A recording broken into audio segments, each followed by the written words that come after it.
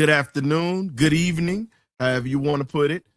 Appreciate you guys for tapping into the Birdcage LLC. We got a special one for you. We have Mr. Buck Belue of 680 The Fan, former national championship winning quarterback of the 1980 Georgia Bulldogs, one of the greatest teams of all time, by the way. But before we get into that, go ahead, sit back and relax. We got you covered. This is the Birdcage. Let's go.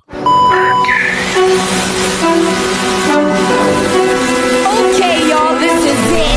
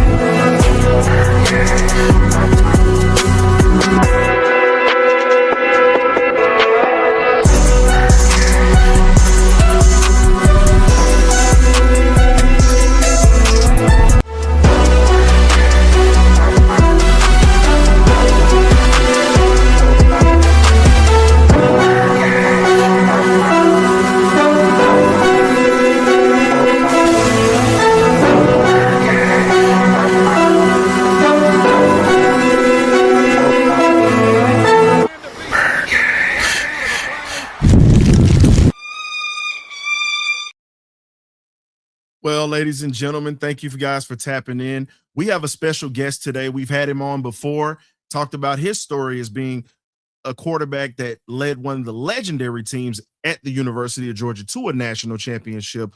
But right now, we're going to talk about him in his day job, where he talks about Atlanta sports, and he keeps it real. Most of you don't like what he has to say, but you know what? It's okay, because you're talking to a fellow bad guy. I say things that you guys don't like, and I'm going to keep it honest. But this gentleman's been doing it for over 20 years. We got to welcome to the cage once again on the perch, Mr. Buck Belue. How you doing, Mr. Belue? Man, I'm so excited about being on the Birdcage again. And, you know, a smart man told me one time, you can't please all the people any of the time. And you learn that as a young quarterback. That was the first lesson I learned. You can't be worrying about what the people up in the stands are saying about you. And it's sort of spills right over into sports talk radio. You know, I had somebody tell me this week, don't look at the responses and you'll be okay. But yeah, that Stetson Bennett video got out there, and a lot of people supporting Stetson Bennett getting a shot. Maybe the Falcons looking for a backup quarterback, and they're looking for a low-cost, capable quarterback that can back up when Michael Penix Jr., compete with Michael Penix Jr., play when Michael Penix can't go, and help you win football games. So there are very few of these. I mean, it's not a great year in the quarterback market. You might have, I don't know, 12 to 15 potential capable quarterbacks in the draft and free agency. And you've got about 10 teams out there looking for a quarterback right now. So look, Stetson would final year of his rookie contract. We're talking about, you know, $1 million off the cap. That's nothing. And a guy that, as you mentioned, McVay, he has been learning from he and Stafford on how to go about winning football games. And so I think he's ready to get a shot, man. You know, like a lot of these other guys, they just want an opportunity to give it a shot. And let me just say, too, right out of the gate, I think the Falcons have done a poor job. They've alienated the Bulldog Nation, which makes no sense to me through the years. Jalen Walker, I was stunned. They had to pick me up off the floor last year when the Falcons took him with their first-round pick, the first time in over 50 years that's happened. So maybe we've turned a page, man. I'm excited about Matt Ryan.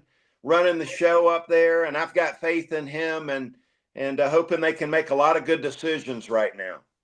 When I say I understand exactly how you feel about it, I definitely understand how you feel about it, because at this point, when you really look at the Falcons, it's it's been since 1966. You really had 2 years where you've had a crack at the Super Bowl, and then when you go back to the year that you won the national championship, the 1980 Falcons truthfully should have won a championship that year, because when you talk about a Steve Barkowski at that quarterback spot, does not, to me, I feel as if does not get the type of credit that he should, because he was definitely a very great quarterback that we had in this franchise. Just, Dewey McClain, you came on here and talked about the offensive line was bad when he first got here. And when they built it up with Lehman Bennett, you saw the difference.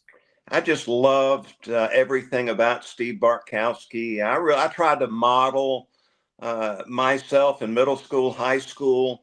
Wanted to have the same drop back in the pocket. Never could throw it 100 yards. But, Bart I was a big fan of what Bart was doing at the time, and had a lot of respect for William Andrews out of Thomasville High School, one of the best football players I've ever competed against. I tell you, the Falcons had a window there, and, we at least we had something to cheer about that year. And you say you tried to model your game. You kind of favor Steve Barkowski a little bit, to be honest. If no one knew you played at Georgia, the hairstyle, exactly.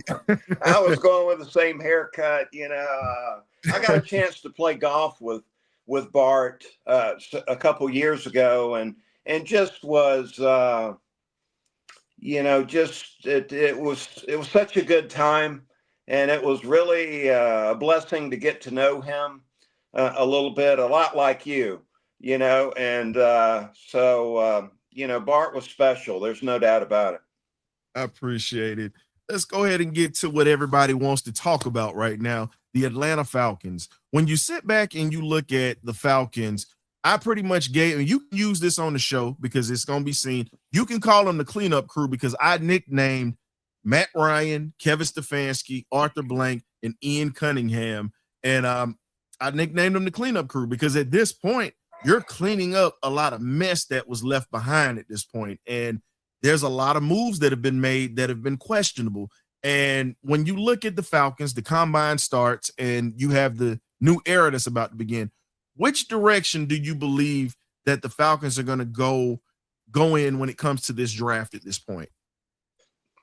Well, everybody's talking about the number 1 pick, Fernando Mendoza. And let me just say that this is the guy that has had the best ball placement. You want to talk about accuracy.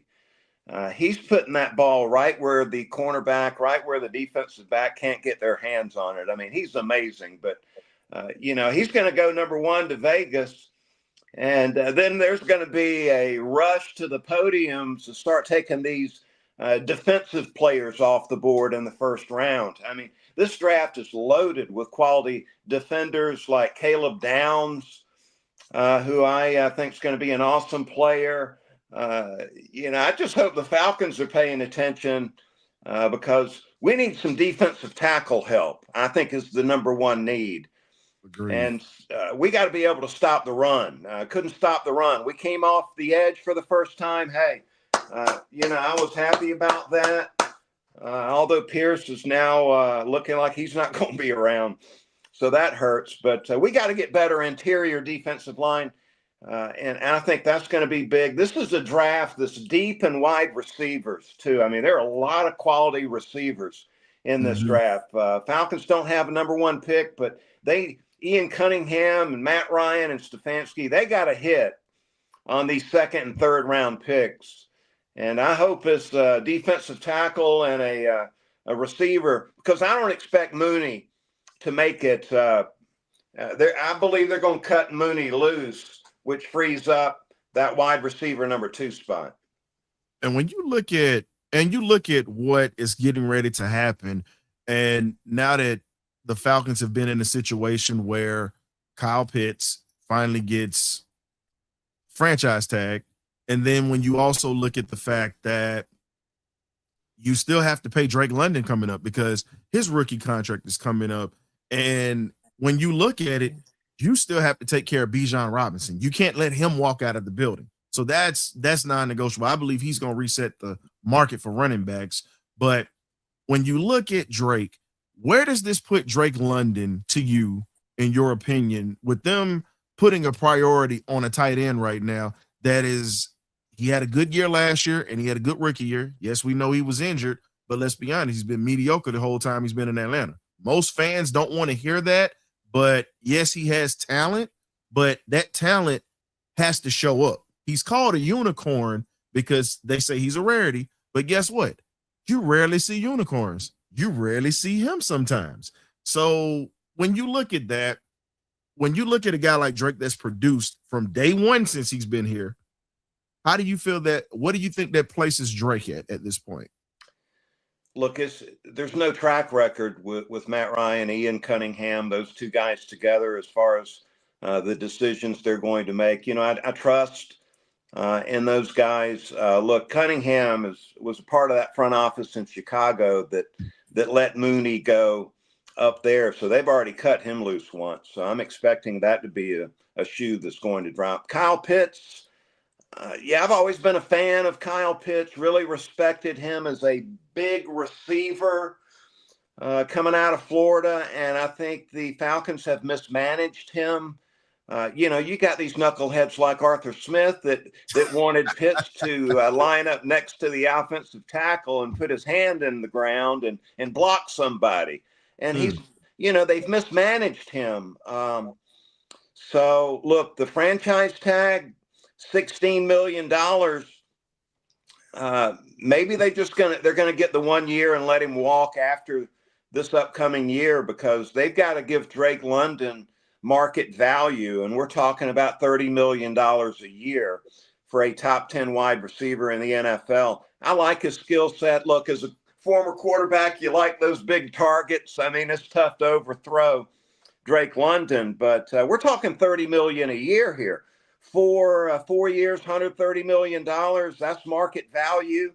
So you got to step up and pay him. And then, as you mentioned, this time next year, we're going to be in the same spot with Bijan Robinson. And so you better make room for him in the salary cap. And just having confidence that Ian Cunningham and Matt Ryan are going to make that part of the thing happen. And when you got to really keep those two guys, man. Yeah, I mean, when you look at that part of it, for me, I feel as if Drake has earned his money if you're going to pay him. I believe he has, because when you look at the fact that he's been on a team where he's been that guy, you know, people keep forgetting. Every time Pitts has had an opportunity to ball out, he's done his job. He's made plays. But let's be honest, most of his moments came when Julio was gone, Calvin Ridley was gone. You really had Cordell Patterson in that backfield. So you really had those two. And then you had a Tyler Algier, who we're going to get to momentarily. But then you look at Drake. When you bring him in, he started to get the ebbs and flows of everything. And even with, as you called Arthur Smith a knucklehead, now I'm gonna give it to you like this. I see we use sound bites here sometimes, so it's nothing bad. But I went back to, I was watching Fred G. Sanford the other day, Mr. Red Fox, rest in peace. This is what I felt about Arthur Smith. You big dummy. That's how I felt about Arthur Smith. But at the end of the day, you really have a guy that is talented and really has produced and given Atlanta a threat, but we don't have a guy that can stretch the field right now. I think Drake is an amazing ball player. I would not want to get rid of him at all. I want to keep it. But if you're looking at something at this point, there's talks about DJ Moore out of Chicago that he's coming up on contract and he wants to leave. Do you think Atlanta makes a stab at DJ Moore to bring in to help solidify this receiving core? Well, I mean, it's a good option. If Mooney goes, you need a wide receiver number 2. And so he would fill that void, or, they would give him that opportunity to fill that void. As I mentioned, it's a deep draft. Look, I just know I heard Ian Cunningham say, since taking over as the personnel head with the Falcons. I've heard him say, look, the philosophy is to build through the draft. And why do you want to do that? Because it's a lot less expensive to add quality pieces in the draft than it is to go out in free agency and pay that Neiman Marcus markup. So I believe he wants to build through the draft. And so this is a good year to be looking for a wide receiver. I really like this Jeremy Bernard out of Alabama. Forgive me, I really like the all-around skill set, the receiver that can do all the things you need him to do. Jeremy Bernard, very well-rounded player out of Alabama. This Brazel, this kid out of Tennessee, is that deep ball guy you're talking about. I Don't wouldn't mind remind me of adding him, something like please. that to this offense here moving forward, too. And look, it looks like Ian Cunningham wants to build the team this way through the draft. Don't remind us about Brazel, please, Mr. Belue, because us as Georgia fans, we watched him. Unfortunately, Ellis Robinson got baptized in fire, but he grew up. He sure got up and looks good right now. Maybe that helped him that day. Yeah, but sometimes you have to learn the hard way. But I agree with you. Brazel is a guy that can be dangerous, but it's a lot of guys that people keep forgetting about. I'll give you a wide receiver that we could take, and I think he would actually be good for this offense as well. You got Casey Concepcion out of Texas A&M. Like him, really do. Great route runner, fluid. And then when you also look at it, do you want to get a guy that is his size, or do you want to get a guy that's about 6'2", 200 pounds? And I'm sorry, 220 pounds. You can go with Chris Bell, who comes out of Louisville, and he runs a 4.4. Not a first round guy. We don't have a first round pick. And if you go in that direction, you're giving either Penix or whoever's going to be starting this year a guy that can actually fly and has size as well. Yeah, and maybe somebody in the later rounds. This draft is so deep in receiver. You might get a Brennan Thompson from Texas, Mississippi State last year, one of the fast. Look for him in the 40-yard time. He might have the fastest time at the combine. Brennan Thompson, who is a undersized but deep threat that could really cause some problems that you might be able to get 4th or 5th round. So keep an eye on him too. And my main thing is, I'm with you when you talked about the defensive tackle spot. I think we need to solidify that because we've been a little soft in the middle. Yeah. For not just now, but for the past couple of years, we've been soft in the middle. And when undersized. Yeah. When you look at Aruka Roro, when Grady Jarrett was here, those guys are not true zero techniques. You're talking about guys that are, out of sight, pretty much out of place. They're playing that position well, but they're undersized. Like John Randall was just a freak of nature. Not many guys could do what he did at a smaller size. But when you look at it, I look at defensive tackle as a spot where you're going to be able to help your linebackers eat. You have to have somebody that's going to be able to hold up the middle, keep your linebackers clean to allow them to make plays. And Divine Diablo was great last year, except when he got hurt and he came back and still played well. I think we need to start looking at linebacker depth as well coming up this year. Well, it doesn't look like Caden Ellis will be back. Played the final year of his 3-year contract, and boy, he played great. Over 100 tackles all 3 years here in Atlanta. Captain of the defense, good all-around player, but he's like 31, 32 years old. So he's looking for another 3-year deal. Looks like the Falcons are ready to move on from that. I want to see Jalen Walker get some off-the-ball reps at those inside linebacker spots next to Diablo. And, if they're going to let Ellis go, you're probably going to have to take one in the draft too. So keep an eye on that. I was just, before we got talking here on the podcast, great to be on the Birdcage, by the way. I was watching the defensive tackles work out at the combine, and this Dominique Orange out of Iowa State looks like he's helped his chances of being a high draft pick. Cade McDonald out of Ohio State's a big man at 340 pounds. You might need more than one of these big guys if you want to win a little bit. I agree with you on that. And when you look at when you look at guys that are coming out this year, when you talk about the defensive tackles, it's to me, I feel like you have to look around and find some folks. And I'll give you a guy defensively or whatnot. Most people aren't talking about him because I speak on a lot of HBCU prospects as well. That's something that's major to me because majority of the NFL has been built off of HBCU players. And I'll give you this. When you look at it, we also need corner help. And one of the guys that I talked about last year, and I'm sorry, not last year, but this year, is coming out of South Carolina State. And the young man, excuse me, and the young man's name is Gerard Washington. 23 tackles, 20 solo, 2 for loss, 1 forced fumble, 1 interception, and 13 pass breakups. He was very significant with South Carolina State and pretty much winning the Legacy Bowl. Always messed that up. Please forgive me for that. For the Black National Championship Bowl, Celebration Bowl this year.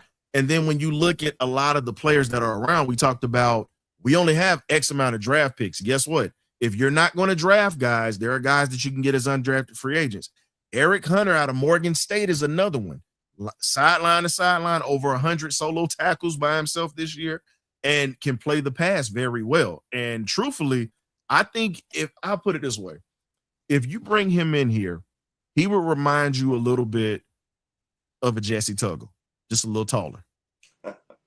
Well, that's quite a compliment right there because Jesse Tuggle, man, I was on the coaching staff at Valdosta State, coaching the quarterbacks and receivers, and Jesse Tuggle was the captain of our team. There's an inside linebacker, and Mike Cavan, our head coach, former running back coach at Georgia, picked up the phone and called the Falcons and said, man, I know he's only 215 pounds right now, but this guy's legit. And the Falcons got him up there, and look, he's a Falcons Hall of Famer, man. Jesse Tuggle, one of the best linebackers I've ever had a chance to see play. So, look, this is where you need phone calls like that from Matt. I hope Matt Ryan's getting these calls saying, look, we got a guy here that can play, and he's a late bloomer, or this just happened late in the process for him. This is how you build your football team is getting your hands on the talent, regardless of where they come from. SEC, go where the players are in the NFL, man. Bring them in there. You see a lot of these small school guys make it. They just needed an opportunity. And when you look at some of those guys and you talk about legacies and different guys that come through these small schools, I mean, who would have thought Victor Cruz would have been a top receiver for the Giants coming out of a small school? So I'm all about Jerry Rice, Mississippi Valley State. And the guy that was Payton. That's my idol right there. That's my guy, Sweetness. And what's funny is he actually turned down a scholarship to go to Kansas to stay home because he said it didn't feel right going that far away. And his brother Eddie was the reason he ended up going to Jackson State because Eddie was playing there at the time. But there's a quarterback that, everybody talks about Jerry Rice, but they forget that Willie Totten was throwing them the ball. Yeah, he was spinning it, wasn't he? Man, he was spinning it. And here's my thing. I'm with you on this. When you look at wide receivers, another guy that I hope that the Falcons could possibly maneuver to try to get, if he does not go first round, Zachariah Branch. Yeah. Look, he's going to fill another position on your team, and that is as a return man. Mm-hmm. Punt returns, kick returns, dangerous guy there, a slot receiver. It's going to be working a lot of those wide receiver screen type plays, those underneath drag routes, getting open underneath. He is athletic. He's tough. I tell you what, he's going to find a home in the NFL somewhere. Yeah, there's no doubt about it. He's a playmaker, and everybody's looking for those. And I'm with you on that. When you speak on how you bring in playmakers, you also bring in guys that are Swiss Army knives when it comes to different things. And it's so many guys out here, like you were saying, you want a guy that can be a football player, not just a position player, a football player. Yeah. And most people don't understand what that means. And it's the funniest thing when you have that conversation, and it's like, you're just looking at his position, but do you not see what else he can do? He can play special teams, he can catch passes, he can go knock somebody out. Just like, and people forget that Julio Jones was a heck of a safety and got recruited for that position because he could hit and run.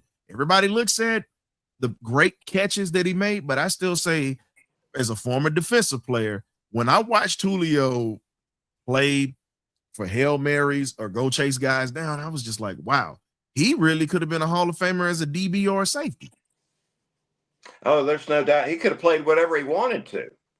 Yeah, that's how good he was. And it was a pleasure to watch him do his thing. I know Matt Ryan enjoyed working with him. How could you not, right? So here's the other question I got for you, because most ears are burning and they're itching to get to this. Is there any truth to the Falcons looking to upgrade the quarterback position? And you spoke on Stetson Bennett the other day. Guess what? You don't have to worry about anybody coming in here, because guess what? You can speak your mind on this one, sir. Floor is yours. Well, yeah. Look, I'm a Penix fan. I like what he can do. He's been blessed. He's able to spin it, layer the ball, throw it deep, intermediate, short. A quick processor. You got to be able to process information quickly. He certainly does that. His reputation took a big hit.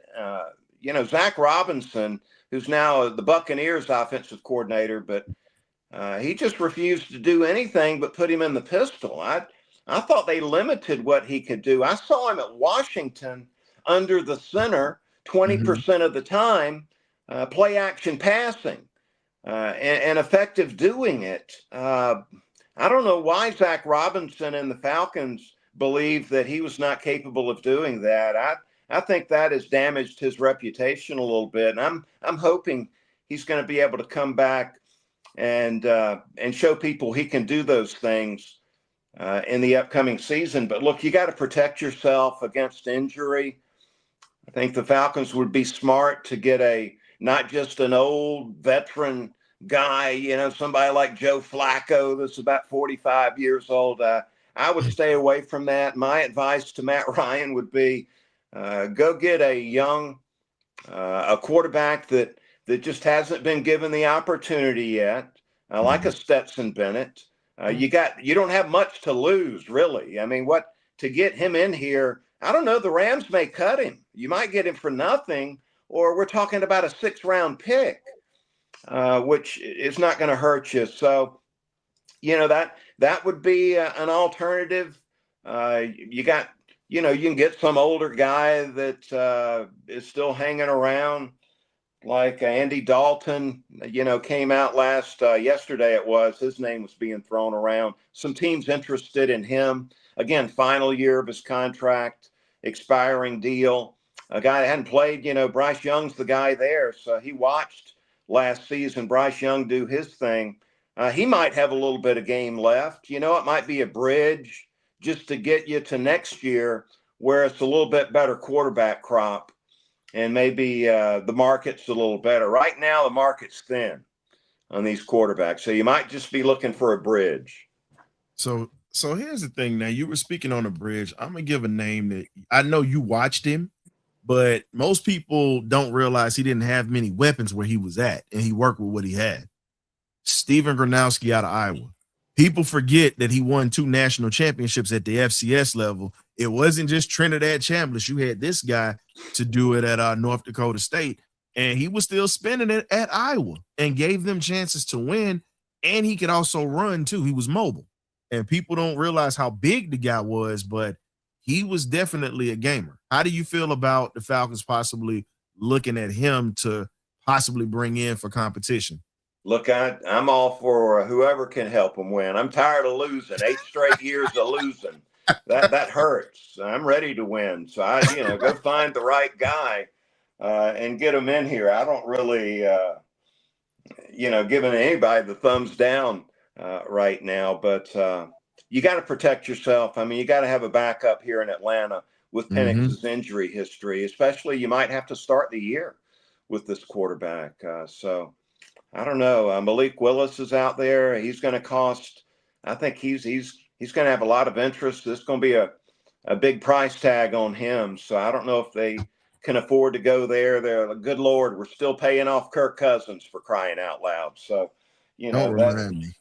that hurts a little bit, but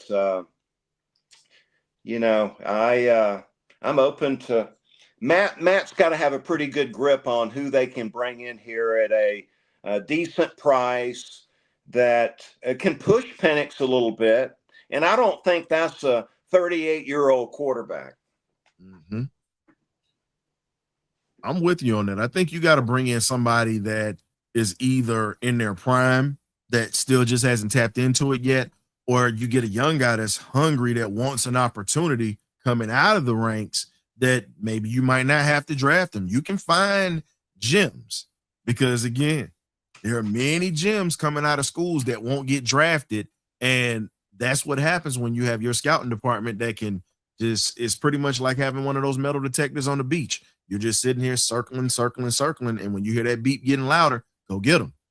So look, the Cousins signing and the drafting of Penix just didn't make any sense at all. I mean, we were looking at desperate people making those decisions. Terry Fontenot, Raheem Morris, they knew their backs were against the wall. They had to win immediately.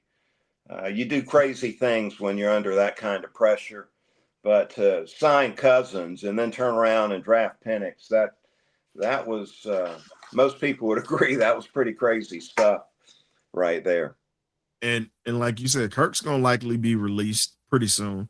And when you talk about it, we're still gonna be footing the bill for this guy.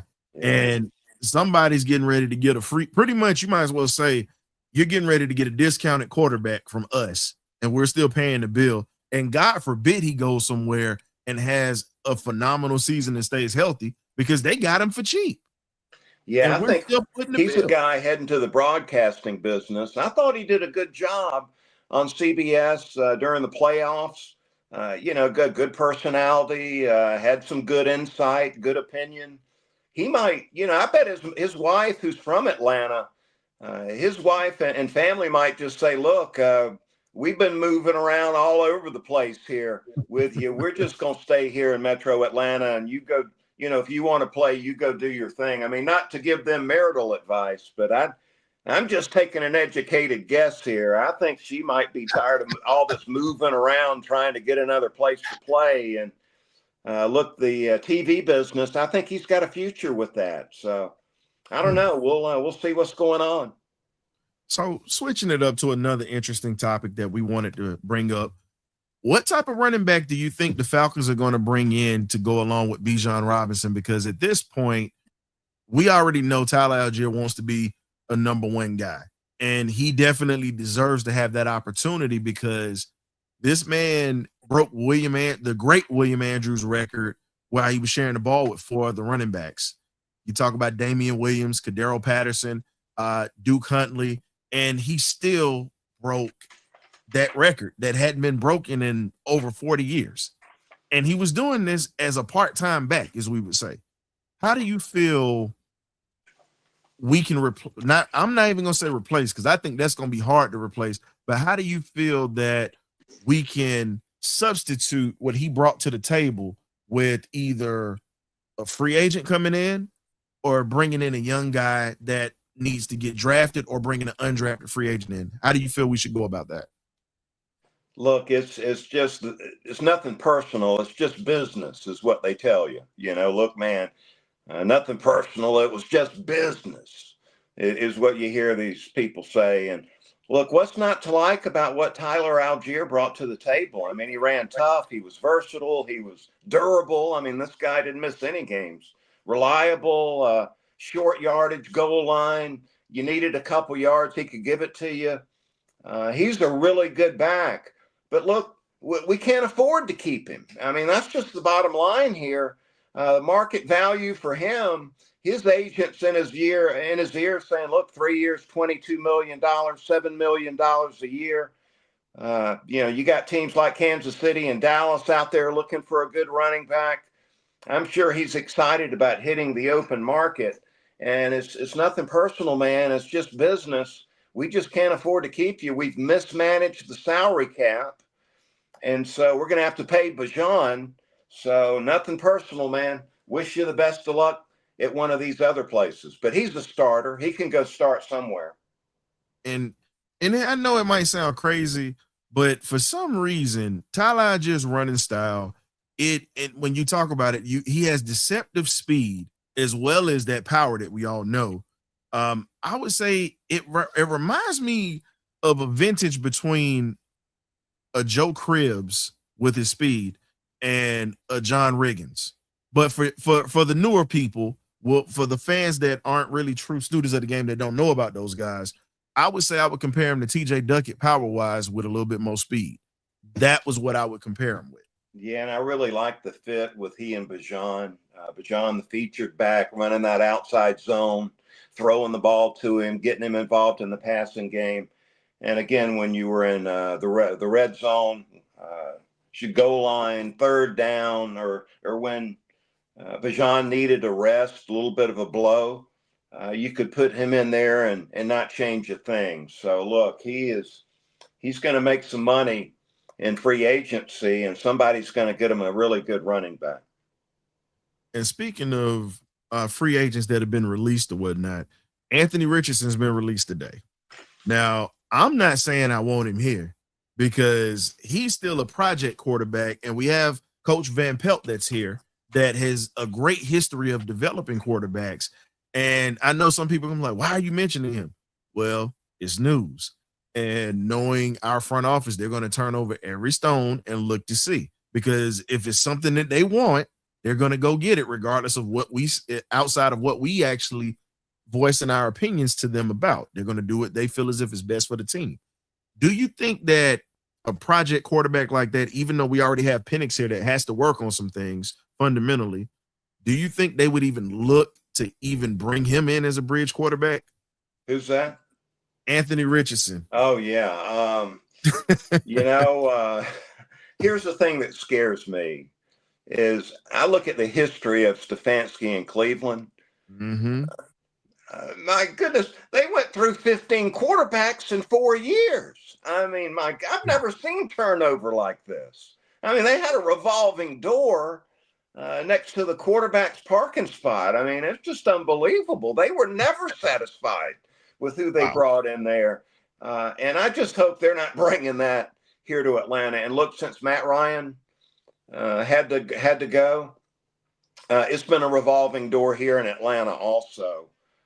With guys that, haven't performed very well. So I just, let's get it right here. I like Penix. I think he's got an opportunity to be the guy. But look, there's reason to be concerned as far as the injuries go. So you better find somebody. Again, you could get a bridge this year, like an Andy Dalton for 1 year, and then say, look, next year's draft, we may like Sam Levitt or Lenore Sellers or John Mateer, one of these guys in next year's quarterback class.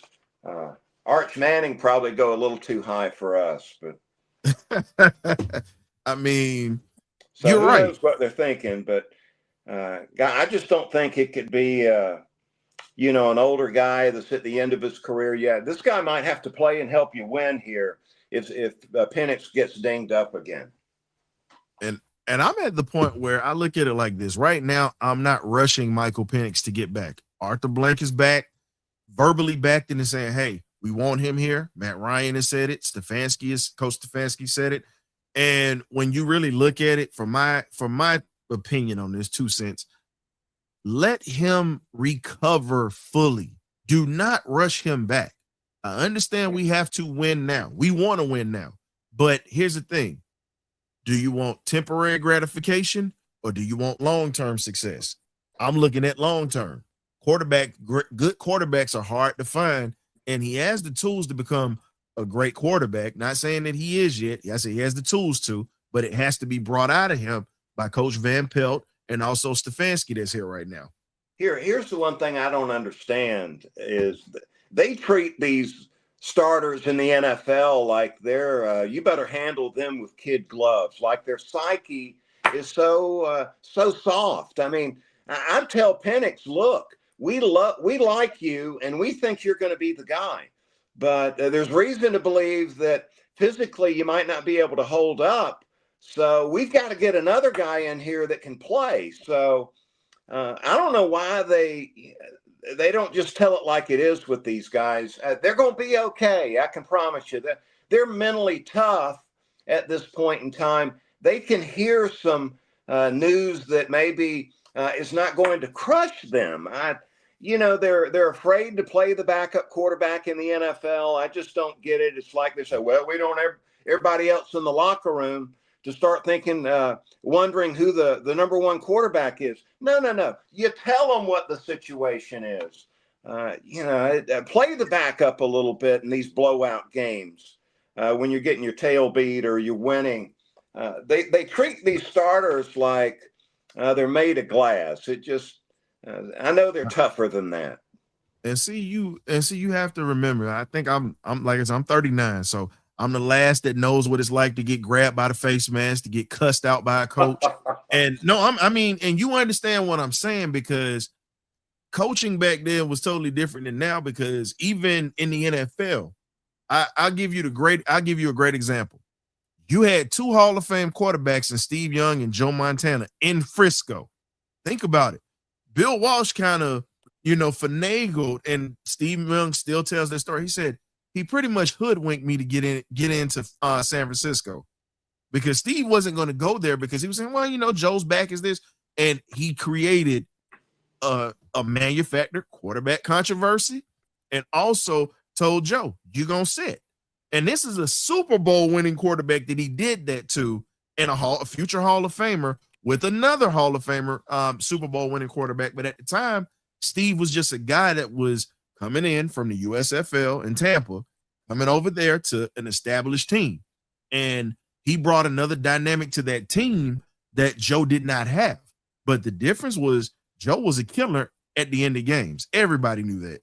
Unfortunately, our Falcons found that out a few times. I love both of those guys, man. I just so admired Joe Montana and enjoyed watching him play. I had the privilege of watching a Super Bowl.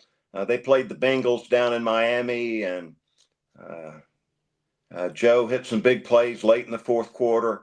John Taylor with the game-winning final minute touchdown drive. I just watched Montana at Notre Dame, so I just loved the player. And I love Steve Young, man. I got a chance to know Steve Young a little bit. Just I really enjoyed that style of play, and where you're mobile and you can hurt the defense with your legs, and you can throw it accurately on the run. You can get outside the pocket and make plays. He could stand in the pocket and make plays. He in the USFL, he's playing with the LA Express, playing big time football. So yeah, both those guys were just two of the best in my opinion. And they both have been benched in their careers. Right, they were tough, mentally tough. Because we can tell you many Hall of Fame quarterbacks, heck, and see, you mentioned John Taylor. I'm gonna throw this out here because, like I said, I support HBCUs, Delaware State. And when you talk about him, he was another guy that did it all: kick returns, punt returns, as well as that. And him and Jerry Rice, Mississippi Valley State, Delaware State, two guys that started and won championships. But getting back to what you were saying about quarterbacks, just think about it. When you talk about benching a guy, it's either one or two things. It's either fight or flight. You either going, like we say on the show, you either get right or you get left. You either going to get right and take it to another level, or you're going to get left and fall. Because Jim Plunkett is the greatest example of a guy that went through hell and high water and ended up winning two.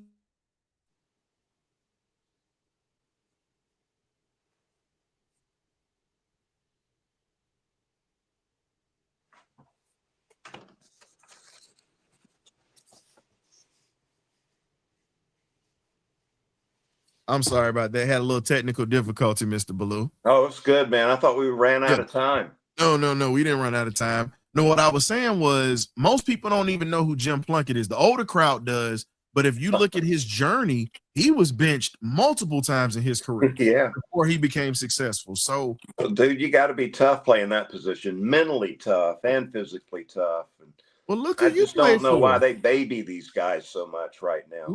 Look who you played for. A very demanding Vince Dooley, rest in peace. Who, and people don't know, a lot of folks don't know this. Coach Dooley was a Marine. So his style was very structured. And my godfather told me that. He said there were days I wanted to choke him. My godfather, Clarence K, told me, he said it was days you just look like, just don't bother me today. But he said it made us tougher. And he said that was the reason we were so good because of the pressure. Yeah. He, the thing about Coach Dooley is if you were able to have Coach Dooley compliment you, you've done something, man. I mean, you had a good play or a good day, so you really embraced those times where he may have said, Clarence K, great job. Because look, I mean, he was coaching you up tough. And, I was blessed growing up in Valdosta, Georgia, growing up where they're winning those football games on Friday night and got coached up tough in high school. So I was ready when I got to Georgia to survive, getting coached up hard. So, yeah, I totally respect that. I do too. Here's something else I want to ask you about the Falcons, and this is going to be the front office last topic that we're touch on. When we talk about the Falcons front office and we're looking at how the changes have been drastically made, how do you feel that this regime is going to be able to be a little bit different from the last regime that was here and the regime before that, and how can they achieve success in your opinion? Well, those consultants that Mr. Blank paid a lot of money to, as I understand it, came back and said, here's your problem. Your general manager, your head coach are good examples of not being on the same page. You got one guy doing one thing. You got another one trying to do another. You got to be working in unison. In the NFL, it's critical that the general manager and the head coach have the same vision and are working effectively together. So I really like Matt Ryan coming in. He knows a good player when he sees one. He knows a good coach when he sees one. Ian Cunningham is the guy that can negotiate contracts, identify talent.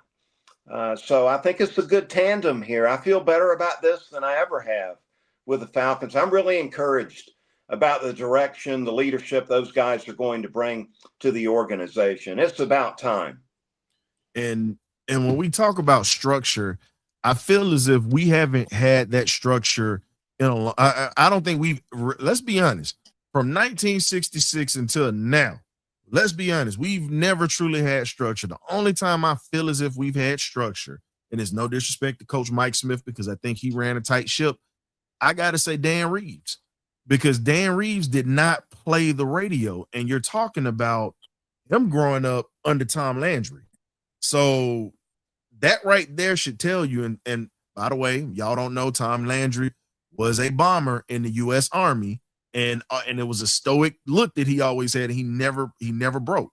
If you paid attention to Dan Reeves, he was the same way. Never raised his voice and kept structure. And some people liked it, some people didn't. But I think now we're gonna see, because right now I'm from the show me. I'm born in Georgia, grew up in between there and Jackson, Florida. But guess what? Today on out, I'm from the show me state. I'm from Missouri. I don't want to hear all the smoke that's being blown in the media. Show me everything that's on that paper and put it on the grass. That's where I'm at with it. So I'm with you, Mr. Belue, when it comes to that. Yeah, got to identify talent. I think we're going to find out real quick with the draft now, the combine going on right now. The draft is going to be here before you know it. Ian Cunningham in Chicago with Ryan Poles. The first year Ian was with the Bears, they had 5 picks going into the draft. just like the Falcons have 5 picks going into this draft. And when the Bears left that particular draft, they had 10 picks. Yep. So look for them to trade back. Look for them to try to add some additional picks. And that's the way he wants to build this team. Let's go get some young, good football players. You don't have to pay as much. And let's try to get this get this thing behind us. And I can't let you go without talking about these dogs because I like the young guys we got last year. Agreed. Have stepped up. Obviously, Jalen Walker, I really like. Multi-dimensional player. I want to see them get the most out of him. So I want to see him off the ball inside and off the edge. Billy Bowman is a keeper there. I think he can fill in right there at that nickel, that safety spot. We just need to keep hitting on some of these young players, and maybe we can get this losing thing behind us. Here's a question I got for you. I can't let you leave without talking about the dogs for a sec. So when it comes to the dogs this year, what do you expect to change this year now that you've had a lot of young players that were expected to lose 4 games and they ended up winning the SEC championship game and only losing 1 regular season game and a playoff game, unfortunately, at the end? How do you feel Georgia can matriculate and become a better football team this year to compete for a national championship? Well, I think the defense will be better, and they were good last year, but I think they'll be a top 10, top 5 defense this year. They have played a lot of underclassmen on that defensive side of the ball last season. Now they're instead of puppies, they're growing up into dogs right now. Elijah Griffin's going to be a star at the defensive line position. They always seem to be loaded. Off the ball inside linebacker with Raylan Wilson. Chris Cole, got to get him to slow down a little bit when he's driving, but he's a big timer. Zayden Walker, Justin Williams, all 4 of those guys can play linebacker. You got KJ Bolden back there leading the secondary, who's an outstanding football player. You got Ellis Robinson, who really after that Tennessee game against Brazil, man, Ellis turned it on, man. The light came on for him, and he was tremendous the rest of the season. So you got a lockdown cornerback. I think defensively they're going to be better than they were a year ago because a lot of that youth is growing up now. On offense, look, they are deep at the tight end position. I mean, what they're doing at tight end is pretty amazing. Lawson Lucky will come back and headline that group. Elias Williams flashed last season as a freshman, 6'7", 250 pounds. Man, he looks like Leonard Pope running down the middle of the field.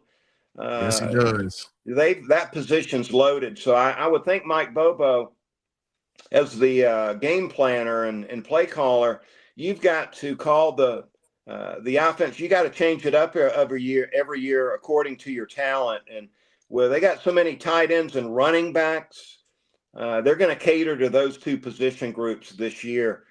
You'll look for the 12 and 13 personnel group where you've got 2 and 3 tight ends on the field.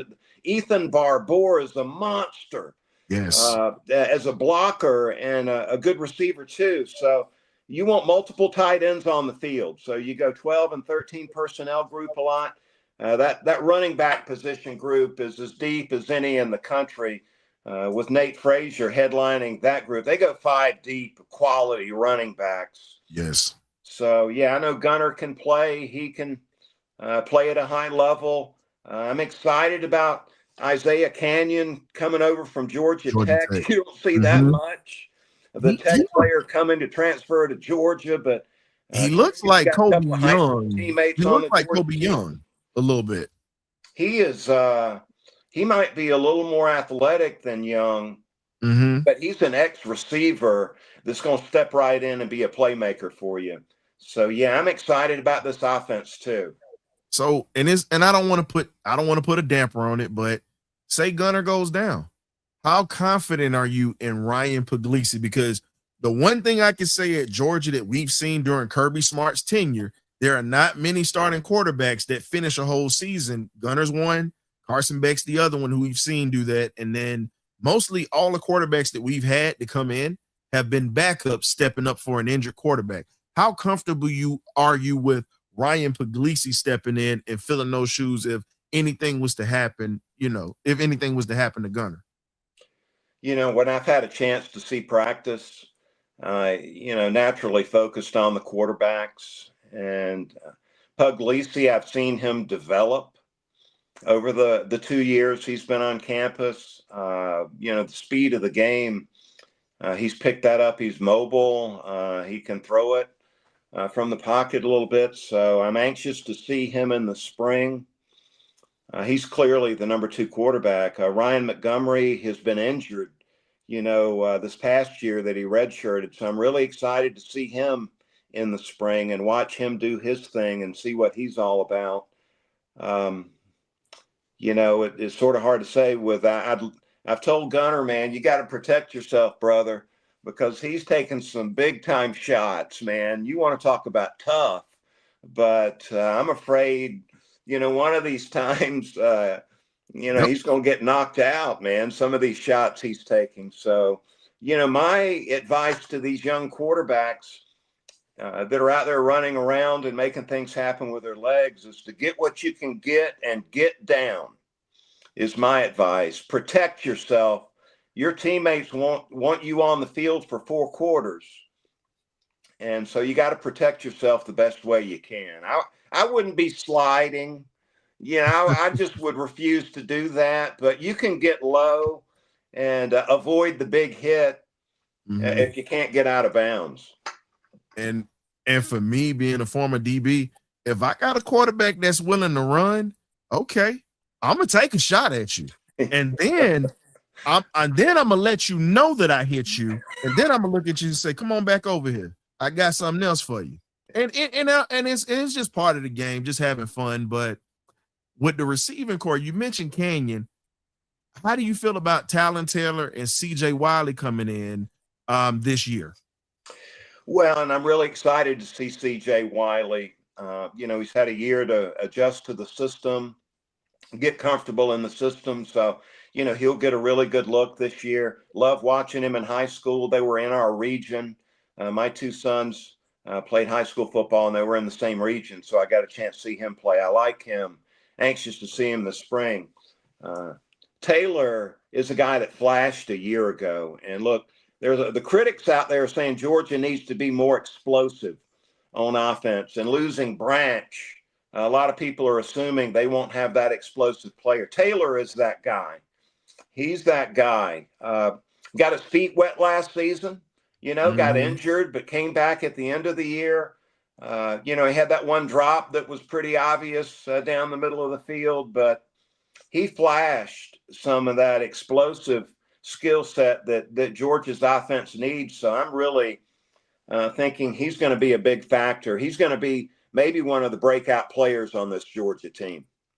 I got him as a breakout player. And, the last time we had a player that dropped the pass in a big game like that, Terrence Edwards. And we saw how his career ended up after that because mentally tough, like you said, moved on. I can see Talon doing it. And I got one more breakout player for you, and he's an offensive lineman. I'm going to mention Juan him. Gaston? Nope. They already broke out. Everybody knows about him. Taquez Richardson out of Alabama A&M. Yeah, I was going to ask you about him. So when you talk about a guy that's around 6'5", 6'6", 330, played over 300, started as a true freshman in the SWAC. True freshman. 300 snaps, only 1 sack given up. That was it. And he played with Quintavion Johnson, who's on the defensive side of the ball over at Mays High School. Right. So the last offensive lineman that has come out of Alabama A&M was Carson Vincent, who I wanted the Falcons to go get. And he was a 4th-round pick for the Baltimore Ravens, started from day 1 until now. And I think he gave up 1 or 2 sacks this year, but you got Lamar Jackson in the back, and he didn't get hurt.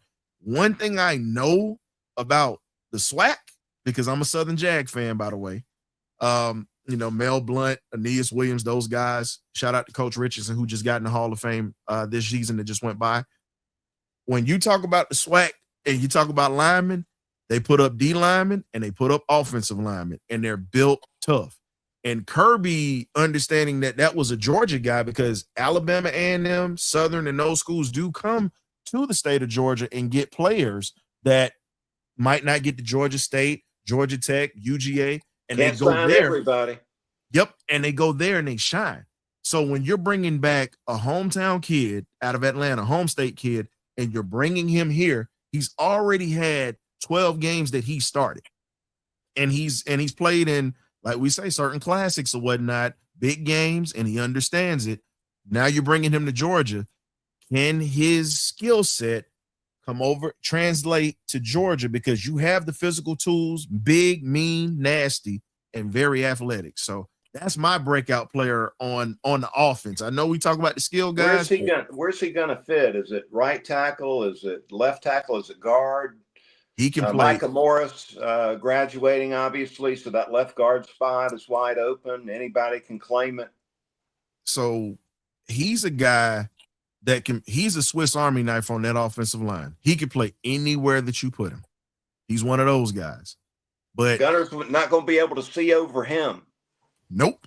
So if we're going or Juan Gaston, if you're going to throw, you got to throw away from his side though. But the one thing I will give him though is the physicality. And I think that's probably what sold Kirby outside of his pass blocking, just physicality and just tough.